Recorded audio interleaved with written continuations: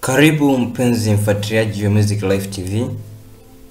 Leo tumekuandalia somo kuhusu nota ya mpito au passing note, ikiwa ni sura 20 na ya mwisho katika sura zetu za mwanzo za muziki. Na somo hili litaletwa kwako nami mwalimu Ayubu Rumali Rwegasila, mwalimu wa muziki na mpiga kinanda.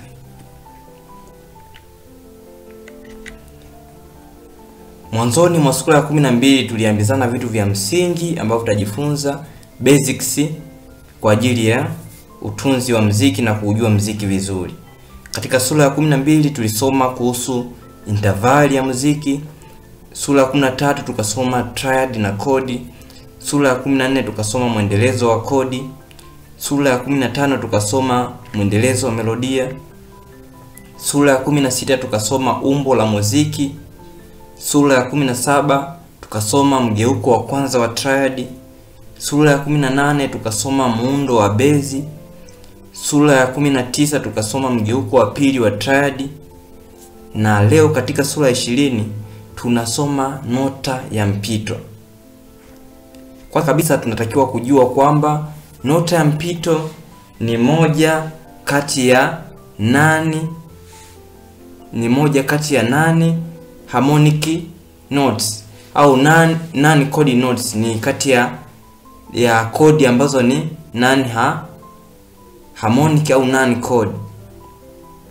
Kuna nota ya mpito ambazo ni nane chord tones, lakini pia kuna neighbor tones au nota za karibu, lakini pia kuna nota ambazo zinaitwa anticipations, lakini pia kuna nota ambazo zinaitwa cambiata au changing tones, lakini pia kuna escape notes na notes nyingine nyingi ambazo zinatumika kwa ajili ya kupamba muziki. Lakini katika masomo haya 20 ya mwanzo tumewatu kuletea ufahamu nota ya mpito, na tunapoendelea na masomo mengine tutajifunza hizi nane chord tones zote au nane harmonic notes zote au hizi nota za mapambo zote.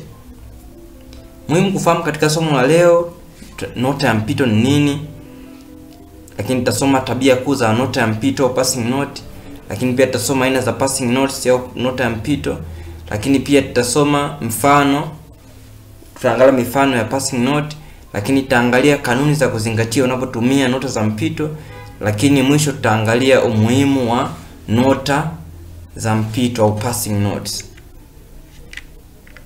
Nota ya mpito ni nota isiyo ya kodi au non chord tone ambayo huingizwa kati ya noti mbili za kodi kwa lengo la kuunganisha sauti kwa mwendo wa hatua, stepwise motion. Kwa maneno mengine ni noti inayopita kwa muda mfupi bila kuwa sehemu ya kodi, alafu inapita kwenye noti halisi ya kodi. Yaani kwamba unakuwa na kodi ya kwanza na kodi ya pili, lakini kuna katikati yao unapounganisha zile kodi kuna nota ambayo haipo kwenye hizo kodi zote mbili, na ziunganisha tu hizo kodi mbili, hiyo tunaita nota ya mpito. Kwa mfano utaona hapa kuna kodi ya kwanza hii hapa, kodi ya kwanza hii hapa na kodi ya pili hii hapa, lakini tuna nota hii hapa inayotuunganisha kutoka kwenye kodi hii kwenda kwenye kodi hii ambayo nimewekea nyota hapa. Hii ndio nota ya mpito. Nota ya mpito. Nota ya mpito inatoa mtiririko laini wa maumbo ya melodia kwenye muziki. Kwa mfano kama kodi ni C E G, melodi yako inaweza ikawa C E C D E, kwamba C na E zipo kwenye kodi lakini D haipo kwenye kodi, kwamba D ndio passing note. Ni noti ambayo inatuelekeza kutoka kwenye C kwenda kwenye E, inayotuhamisha kutoka kwenye kodi moja kwenda kwenye kodi nyingine. Hiyo ndio nota ya mpito. Tabia kuu za nota ya mpito au nota ya mpito ina tabia gani? Kwanza, nota ya mpito haipo kwenye kodi inayohusika wakati huo. Nota ya mpito haipo kwenye kodi inayosikika wakati huo. Hiyo moja. 2, nota ya mpito au passing note huja kati ya noti mbili za kodi. Yenyewe huwa katikati ya noti mbili za nini? Za kodi. Lakini tabia ya 3 ni huenda kwa mwendo wa hatua na si kuruka. Huwa inaenda kwa hatua, kwamba inatoka hapa inaenda kwa juu yake au kwa chini yake na sio kwa kuruka. Lakini pia tabia ya 4, mara nyingi ni ya muda mfupi, yani huwa inakuwa kwa haraka zaidi kwa biti ndogo, au kwa sehemu ya biti inakuwa ni ndogo sana. Lakini tabia ya 5 huitwa pia noti ya mapambo, kwa sababu upamba melody, hufanya melody iwe tamu, na ndio maana huitwa noti ya mapambo. Aina za noti ya mpito au passing notes. Kuna aina 2 za nota ya mpito, ambapo ya kwanza inaitwa nota ya mpito yenye sauti au passing note yenye sauti, au kwa Kiingereza inaitwa accented passing note.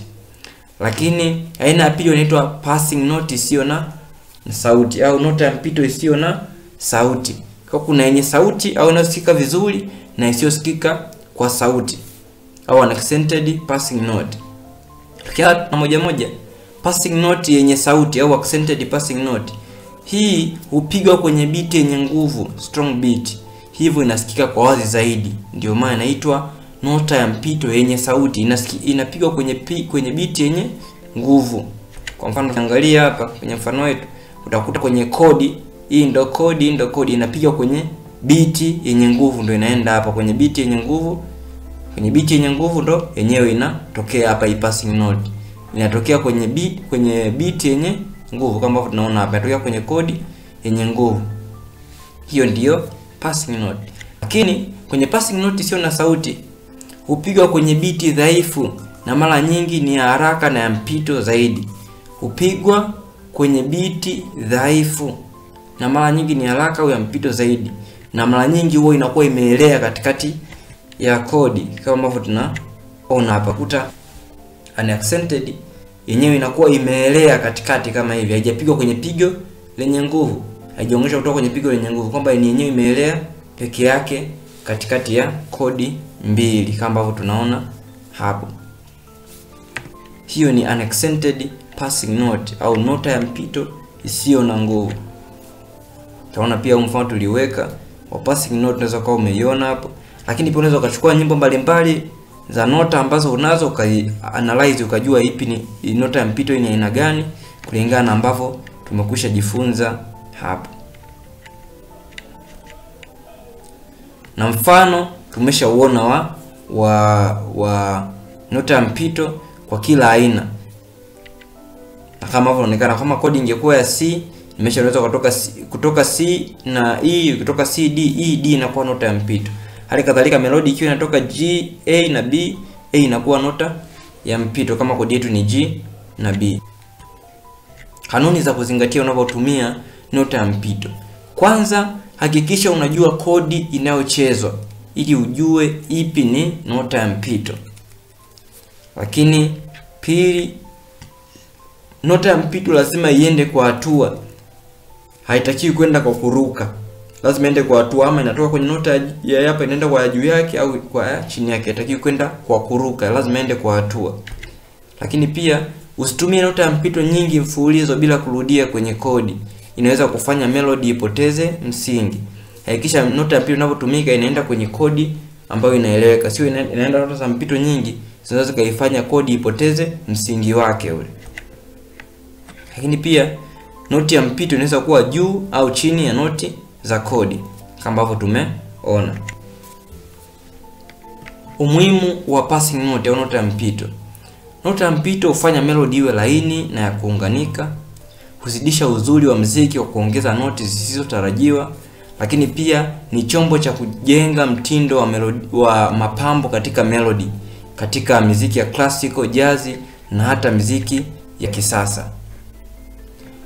Masomo ya sura zote zinazohusika na utunzi na kujua vizuri muziki kuanzia sura ya 11 mpaka hii ya 20, linki ipo katika maelezo ya chini au kwenye description. Kama ni mara yako ya kwanza kutufuatilia, asante kwa kutufuatilia. Usahau kubonyeza alama ya subscribe ili wa kwanza kupata taarifa zetu pindi zinapokuwa hewani. Mungu akubariki sana na uwe na wakati mwema.